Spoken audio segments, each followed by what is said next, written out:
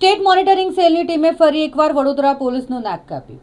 વડોદરા શહેરની crime branch કચેરીની બિલકુલ પાછળ ચાલી રહ્યું હતું જુગારધામ, જ્યાં ક્રાઇમ બ્રાન્ચના પોલીસ કર્મચારીઓની નજર ન પડી, પરંતુ સ્ટેટ મોનિટરિંગ સેલની પડી ગઈ અને સ્ટેટ મોનિટરિંગ સેલની ટીમ દ્વારા રવિવારે મોડી રાત્રે દરોડો પાડવામાં આવ્યો અને 12 જુગારીઓને ઝડપી પાડવામાં આવ્યા. 7.71 લાખથી વધુનો મુદ્દામાલ કબજે કરાયો, જ્યારે 22 જુગારીઓ આ દરમિયાન પોલીસને જોઈને ત્યાંથી ભાગી ગયા હતા, એટલે ફરાર થઈ ગયા છે.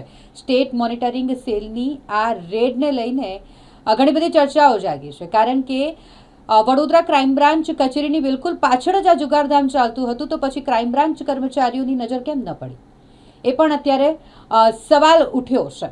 પરંતુ હાલ વાત કરીએ આ જુગારધામ પર રેડને લઈને, તો સ્ટેટ મોનિટરિંગ સેલની ટીમે બાતમીના આધારે રેડ કરી હતી. બાતમી મળી હતી કે ક્રાઇમ બ્રાન્ચ કચેરીની બિલકુલ પાછળ ગોપાલભાઈ નામનો વ્યક્તિ રહે છે અને તે મકાનની પાછળ ખુલ્લા જગ્યામાં જુગારધામ ચલાવે છે અને ત્યાં મોટી સંખ્યામાં લોકો એકત્રિત થઈ જુગાર રમે છે.